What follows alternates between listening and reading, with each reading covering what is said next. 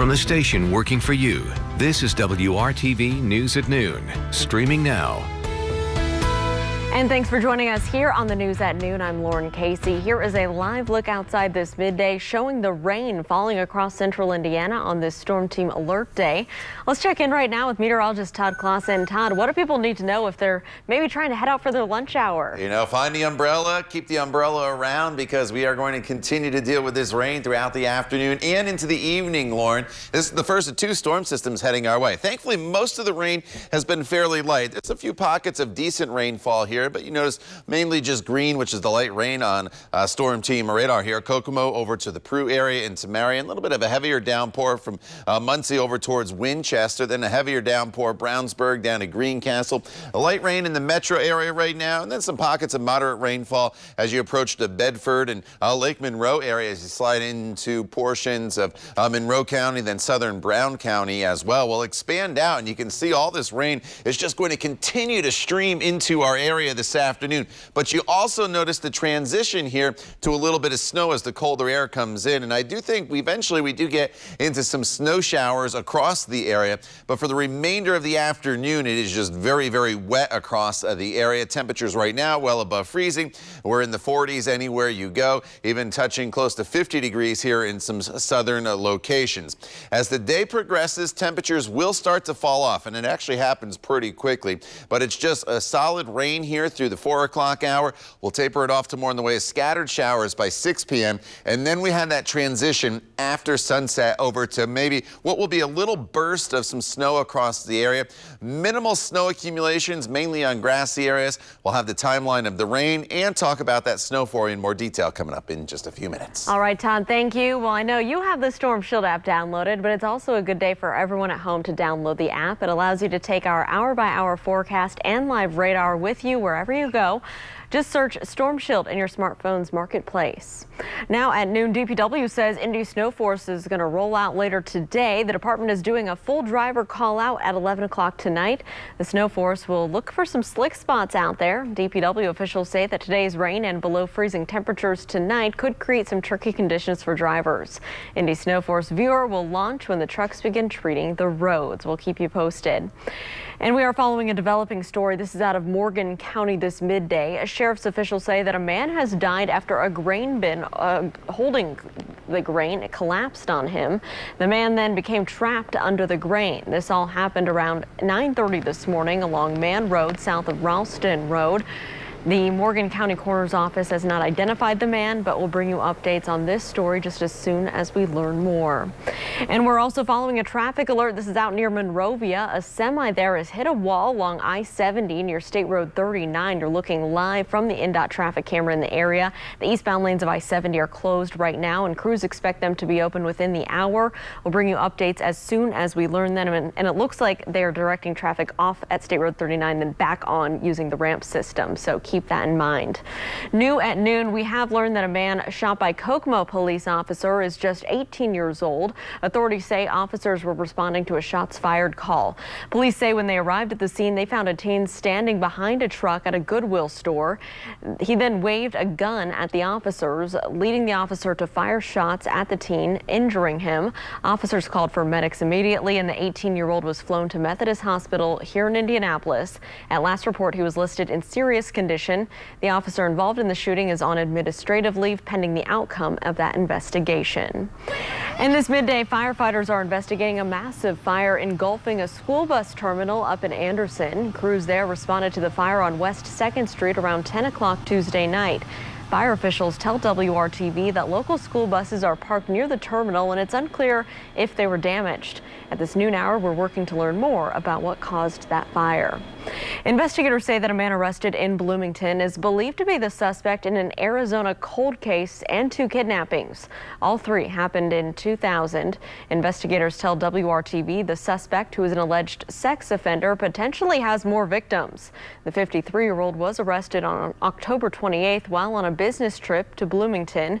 You can read more on this story by downloading the WRTV News app and clicking on that story.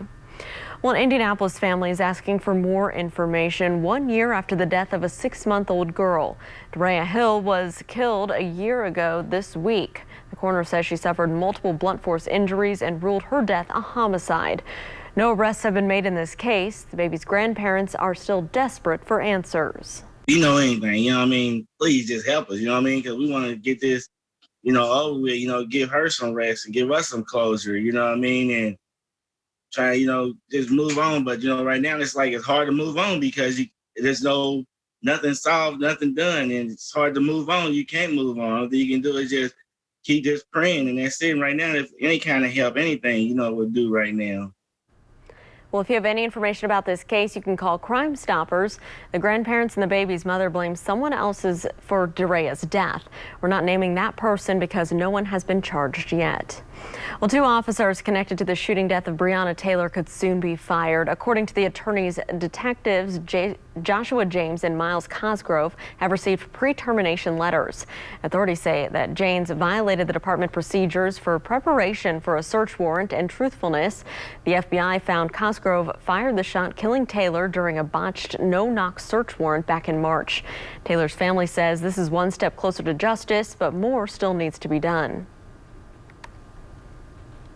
Another step toward justice for Breonna Taylor. It is still our hope that the officers will be charged. Louisville's police chief has scheduled a pre-termination hearing for the officers on Thursday. One other officer has already been fired in this incident. Well, if you're planning your New Year's festivities, you'll want to avoid planning it at a bar or restaurant in Marion County. The county health department is ordering all establishments serving in-person food or drinks to close indoor dining and drink service by midnight. Carry-out will still be allowed during that time. The establishments can reopen at 5 a.m. on New Year's Day.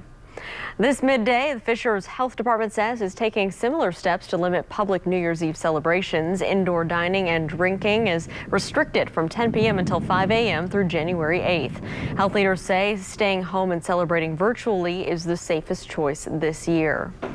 Well, the Hoosiers are bowl-bound for the first time in decades. Coming up here on the news at noon, why their destination is more like a homecoming for a number of players. Todd. As you walk out the door here at any point this afternoon or even this evening, prepare yourself for a wet adventure. You'll need the umbrella or the rain jacket. The rain's pretty solid all across the state of Indiana. It's going to continue for several more hours, eventually changing over to a little bit of snow. We'll break it all down for you coming up in your WRTV Storm Team Forecast. Premieres Monday on ABC. New at noon, police in Yemen are investigating an explosion at the airport. The blast happened as a plane carrying a newly formed cabinet landed. The source of the blast was not immediately clear.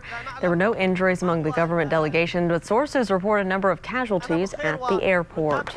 Back here at home, the IU football team is preparing to leave for Tampa this afternoon. The Hoosiers will take on Ole Miss on Saturday in the Outback Bowl. It will be a homecoming for head coach Tom Allen and several players.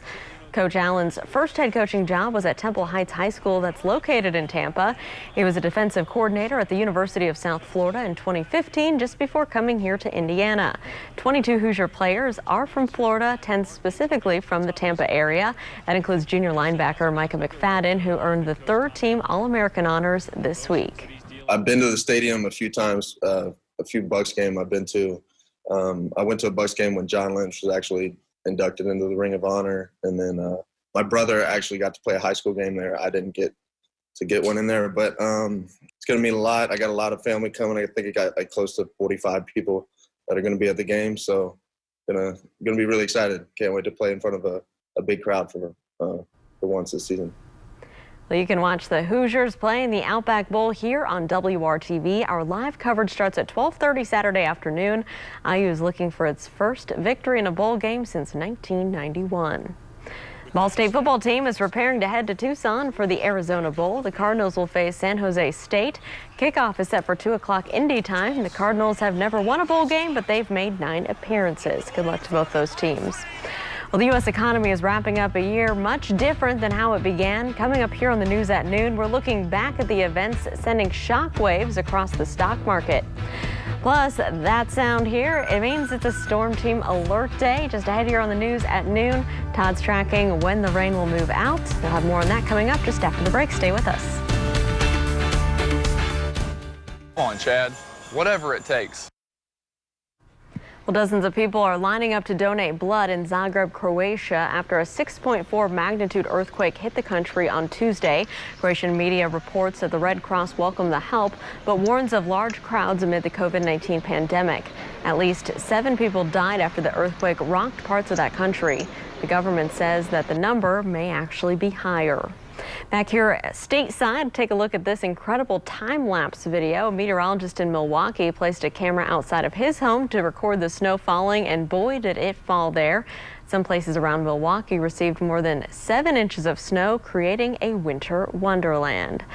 Thankfully, back here at home, Todd, our meteorologist did not have to put a time-lapse camera outside of your house. We have wet roads here across Indianapolis today, but no snow right now. Yeah, no snow right now. We'll maybe see a little bit of snow on the far back edge of this system as the colder air starts to come in. But by far, this is mainly a wet event for us. Outside right now, you can see the reduced visibility with the rain coming down. The good news is for us, look at these temperatures. We're well above freezing at this noon hour. We're all the way into the low to mid to even upper 40s in some locations. And some locations probably could touch 50 degrees here before the colder air starts to come in, but you can see where that colder air is here with the changeover up near Kankakee, Illinois. We'll start you though here in southern locations where this is where the rain's been the heaviest here throughout the morning hours. Nashville down to Bedford over towards Columbus and Greensburg. As we slide to the north, there's some pockets of moderate rainfall here just south of Noblesville. As you work your way then into the Zionsville areas across the county line, Brownsburg and Hendricks County down to Martinsville, and then some pockets of moderate rainfall just went through the Muncie area. But for the most part, this is light but steady rain across the area with a bit of a breeze. But there's plenty more rain to come. This is a big storm system. We talked about the snow in Milwaukee. Chicago saw their first snow.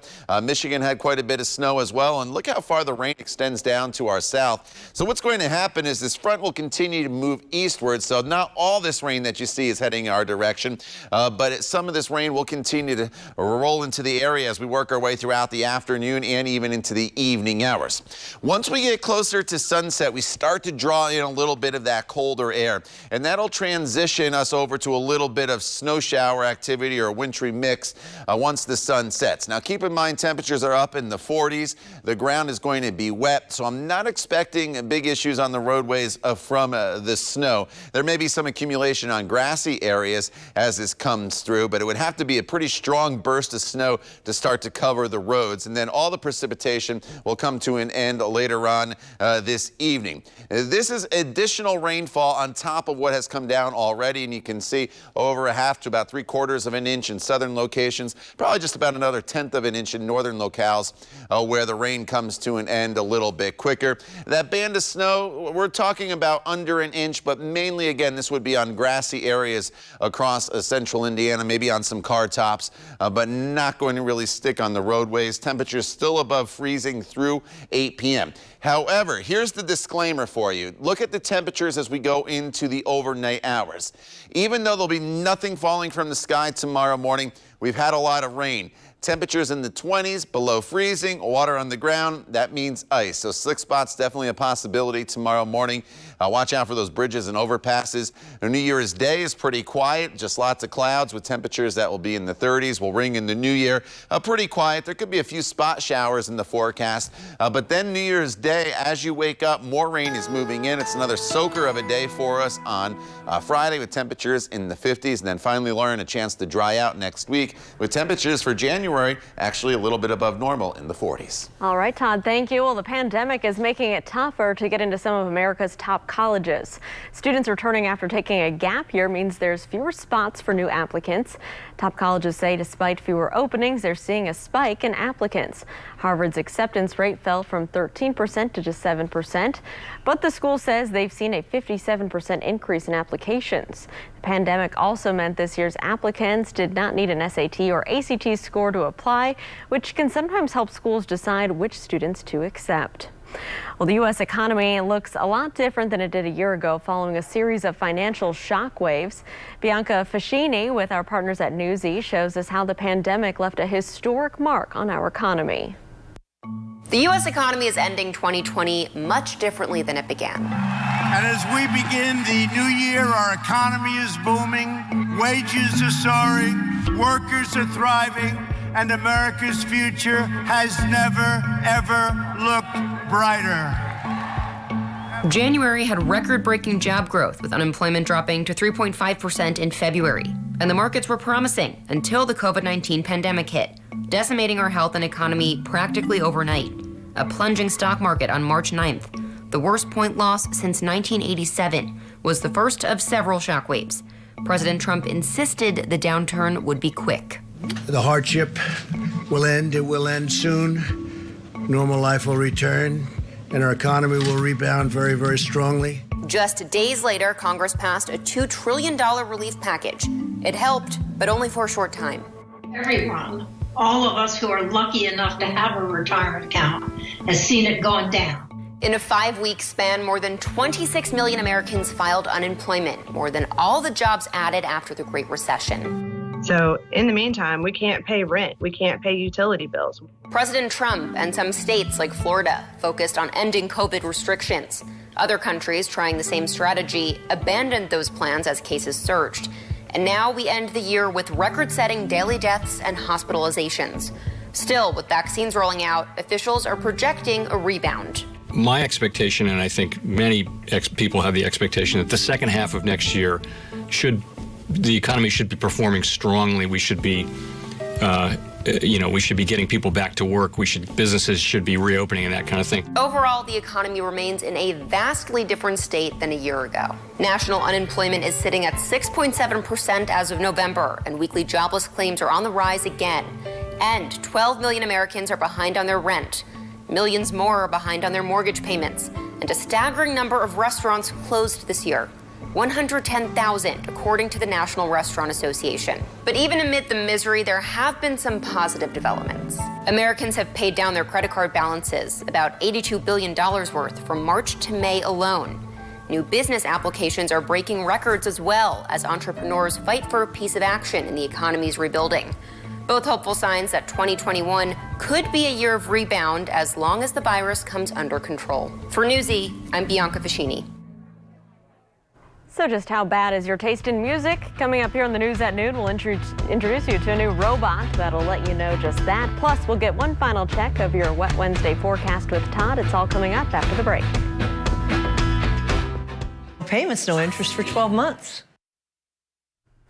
So think you have good taste in music, but others tend to disagree. Well, now you can validate your style or find out if it's totally cringeworthy, and it's all thanks to a new bot. The AI billing itself as sophisticated is thanks to the digital publication Pudding. If you give How Bad Is Your Spotify permission to access your account, it'll analyze your choices and offer thoughts on your musical taste. If the bot sees too much music from a certain artist, it will promptly let you know. Well, this injured sea lion is counting his blessings. This is Genya. The male marine mammal was rescued mid-November after being bitten by a shark. He's also suffering from poisoning and malnutrition. Genya received 5 weeks of treatment and rehabilitation at the Marine Mammal Center out in California. He was then returned to the ocean on Christmas Eve. All right, back here at home, it is a wet Wednesday out there. Todd, what can people expect today? Yeah, rain will continue to fall here throughout the afternoon hours. We do transition to probably some snow showers towards the tail end of this event. Little to no snow accumulation. If you did see it, it would be on grassy areas. However, overnight tonight, we do fall below freezing. There's a lot of moisture out there on the roadways. Look for refreezing, so definitely slick spots overnight. And then again tomorrow morning. Friday, another round of a ½ an inch to an inch of rain. There's a current look at the radar right now, and you can see as we expand out, there's quite a bit of additional rainfall back off to our south and west that has to make its way through. So have the umbrella handy. Watch for those slick spots late tonight, and then throughout the overnight hours. Much of tomorrow is dry, including as we ring in the new year, but then overnight into Friday morning, another storm arrives. Could be a little bit of freezing rain at the start, Lauren, and then a lot of rainfall heading into the rest of the day. All right, Todd, thank you and have a great day.